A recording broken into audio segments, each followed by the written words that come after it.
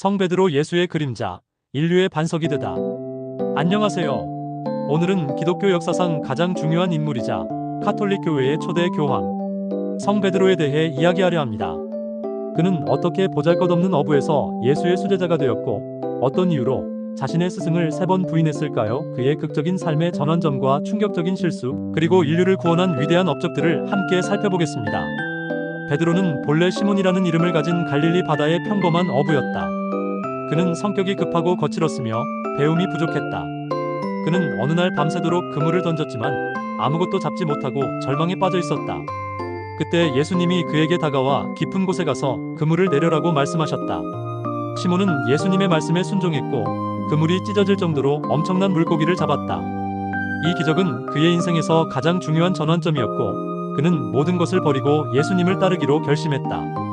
예수님은 시몬에게 너는 베드로 반석이다. 내가 이 반석 위에 내 교회를 세울 것이다 라고 말씀하셨다. 이처럼 베드로는 예수님의 수제자이자 교회의 미래를 책임질 인물로 선택되었다. 그는 예수님의 가장 중요한 가르침을 직접 들었고 수많은 기적을 목격했다.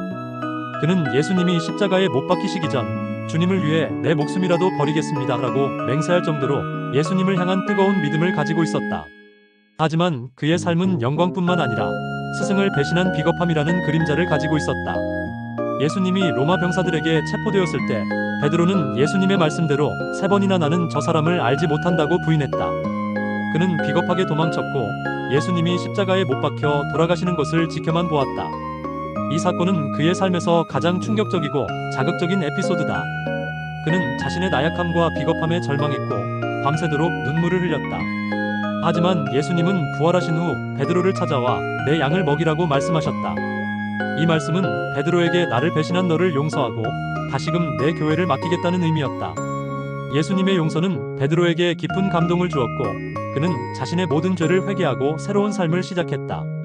오순절 성령 강림 사건 이후 베드로는 완전히 다른 사람이 되었다. 그는 예루살렘의 거리로 나가 예수가 부활했다는 복음을 담대하게 전했다. 그의 설교 한 번에 3,000명의 사람들이 회개하고 세례를 받았다. 그는 이후 로마로 건너가 기독교를 전파했다. 그는 로마에서 교회의 지도자가 되었고 카톨릭 교회의 초대 교황으로 추앙받게 되었다. 하지만 로마 제국은 기독교인들을 박해했다. 네로 황제는 로마에 큰 화재가 나자 기독교인들에게 죄를 뒤집어 씌웠고 수많은 기독교인들이 잔인하게 처형당했다. 베드로 역시 잡혀서 사형 선고를 받았다. 그는 자신이 예수님과 똑같은 방법으로 죽을 수 없다고 생각했다. 그는 나는 내 주님과 똑같이 죽을 자격이 없습니다라고 말하며 거꾸로 십자가에 못 박혀 죽기를 자청했다. 그의 죽음은 스승을 부인했던 비겁한 제자가 스승을 위해 모든 것을 바치는 순교자로 거듭난 위대한 순간이었다. 베드로는 자신의 무덤 위에 세워진 베드로 성당을 통해 영원한 생명을 얻었다.